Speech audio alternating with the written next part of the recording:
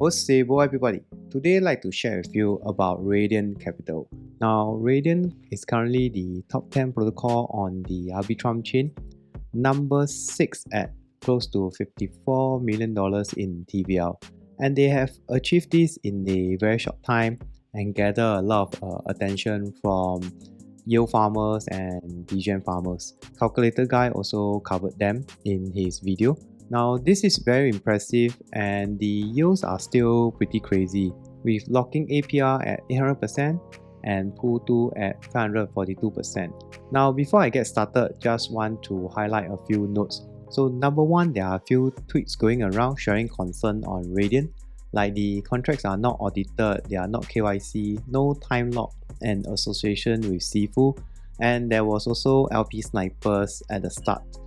Now the team has released a statement to address the concern, and they have subsequently made updates to their contract. So the Oracle ownership has moved to 2/3 multisig, time lock has also been added. The contract is now verified and also audited. In terms of KYC, they are still unknown, so they clarify their stance together from off-chain labs. Now the second thing is that the goal of this video is to show you how RDNT works, because they have some interesting iteration on the lending protocol. Now let's get started. What is RDNT Capital? It's a cross-chain money market. Now typically there are a few use cases and strategies for money market. One, you can lend your asset, earn yield, and at the same time farm the money market token. Two, you can borrow. Let's say you are bullish about ETH but you do not have stable on hand, then you can lend your ETH as a collateral, borrow stables to buy more ETH.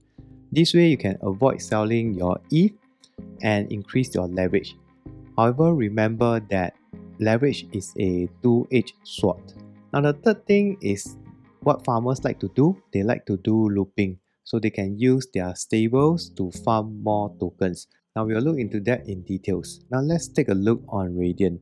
So let's say you have ETH, then you can deposit with RDNT and you can earn 2.54% on your ETH, plus you get 5.61% APR on your RDNT token incentive. Now take note that all these percentages are dynamic, so they will change. Now with the ETH as a collateral, let's say you want to borrow stablecoin and you want to borrow USDC, you can get it at 3.63%, and this will be your borrowing cost. But at the same time, they are also giving you 5.31% in APR. Now looking at this, the total incentive is around 10 to 11%. Now these are the platform rewards given to you so that you can lend and borrow and use the platform. When it comes to borrowing, RDNT has a very interesting improvement. Now on the other market, let's say you borrow on Phantom, you get the asset on Phantom. And if there is a urgent need of stable on Polygon, you might need to bridge it over. Now with RDNT, let's say I need stable on Polygon.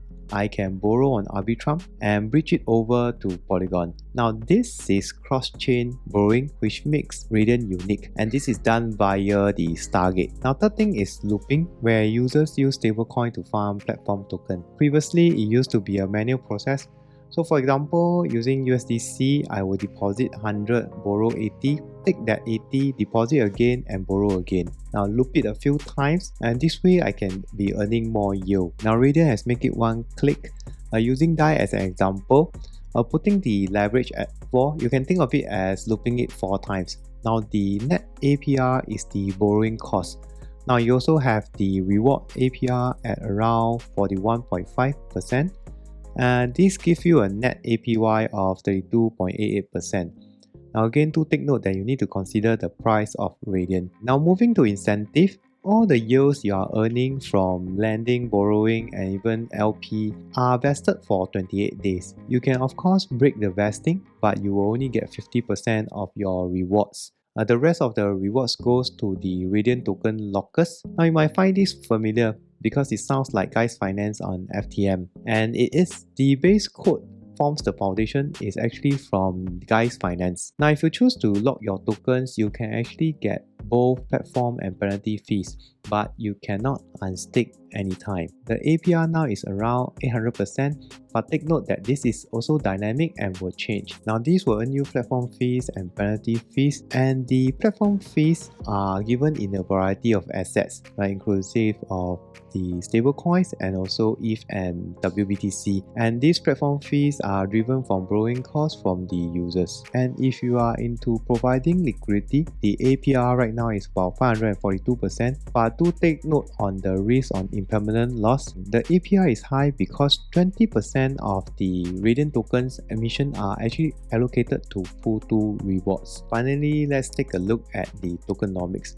About 70% are used for incentive, 50 goes to supply and borrowing, and 20 goes to Pool 2. Now another important element is to understand the token unlock schedule, and most of the unlock schedule takes place within 24 months. I'd like to add the disclosure that I do not own any Radiant tokens, and all these are for educational purposes or learning together. I hope you learned something today about Radiant. It's interesting to see how the lending protocols has changed and evolved, and I'm excited to see what is to come. And again, not financial advice, and do your own research. Thank you for watching and see you next time. Bye bye.